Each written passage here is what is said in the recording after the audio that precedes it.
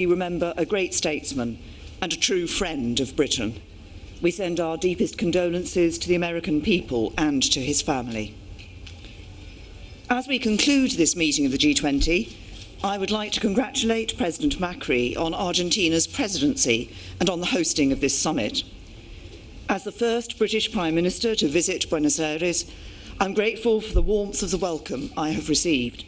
The visit marks an important milestone in the relationship between the UK and Argentina. Yesterday, President Macri and I held productive talks on the way forward in our partnership, including on trade and investment. We also welcomed the agreement on a new commercial air link between the Falklands and Sao Paulo via Cordoba, a move that shows what we can achieve when we work together. The UK has always been clear about the importance of the G20 to international economic cooperation and the rules-based order. The G20 brings together countries that collectively constitute 85% of gross world product, 2/3 of the world's population, and around half of the world's land area. It is a vital forum in which we can work together to achieve strong, sustainable, and balanced growth. And 10 years on from the last G20 leaders meeting, this has been a productive summit. We've made strong commitments to work together on a range of areas, including reform of the World Trade Organization and making the global economy work for everyone. We also discussed other key priorities, such as tackling climate change and promoting global health. And I welcome the commitments made on stepping up the fight against modern slavery. Over the course of the summit, I've had a number of meetings with other world leaders. As well as discussing bilateral relationships and regional and global security issues, this summit has given me the opportunity to update friends and partners on the agreement we've reached on our exit from the European Union, and I've set out how it represents a good deal for the global economy. International firms that have invested in UK production or that use European bases to supply the UK market will benefit from the arrangements we have agreed. And for the first time in more than 4 decades, the UK will have an independent trade policy, playing an active role on the global stage as we take up our seat at the WTO in April 2019.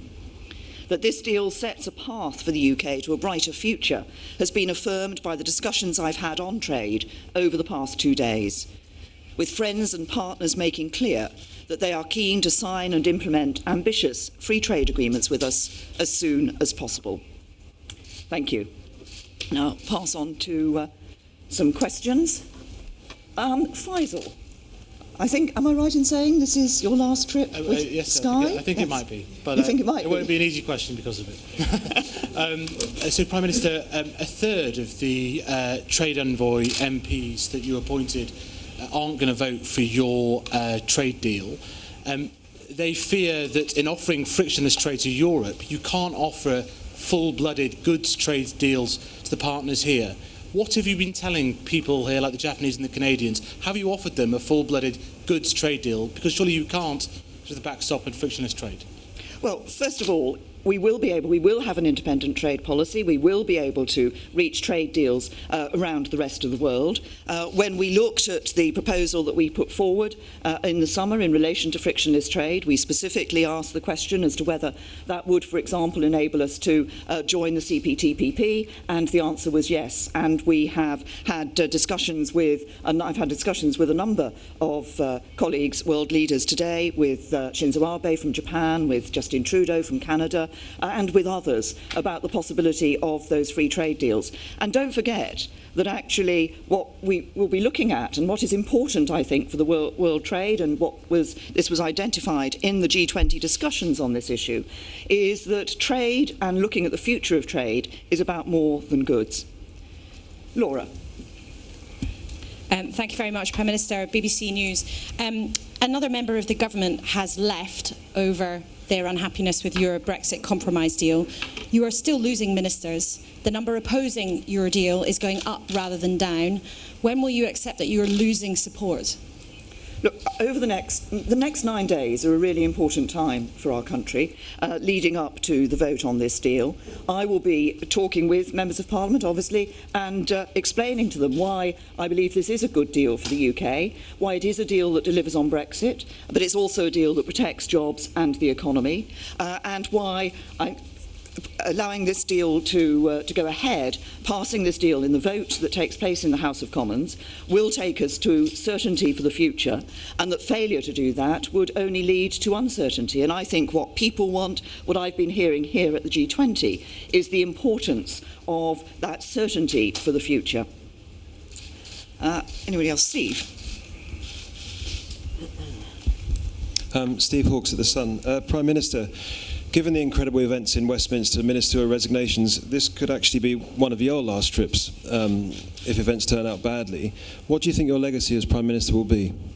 Well, look, there's a lot more for me still to do, Steve, not least delivering on Brexit and being the Prime Minister that does take the United Kingdom out of the European Union. Jess? Thank you. Jessica Olgott from The Guardian. Prime Minister, you've always said that the relationship with Saudi Arabia means that we can ask the tough questions. The Crown Prince might be directly connected with a murder. Did you ask him directly that tough question? And if not, why not? Well, it is absolutely the case that the relationship we have with Saudi Arabia means that we are able to raise issues that are difficult issues with them and to be clear with them on our views on things and our concerns about things. What I said to the Crown Prince yesterday was the importance of a full, credible, transparent investigation that identifies those who were involved and the importance of ensuring that those who were involved are held to account. That is the message that we have consistently given since the incident, since the terrible murder of Jamal Khashoggi, and it's a message that we will continue to give. Andy.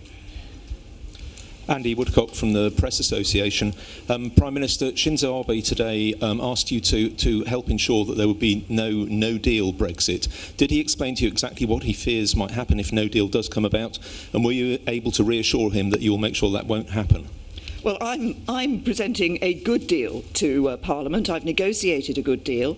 When we have been going through this process of negotiation, of course, I've been listening to and talking to businesses across the UK and indeed across the European Union, including Japanese businesses that are invested in the UK.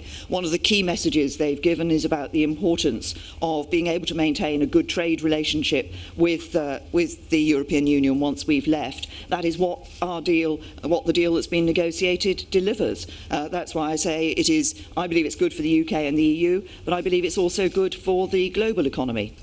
And now I'll take a last question. I think is Natalia from La Nación here? Yes.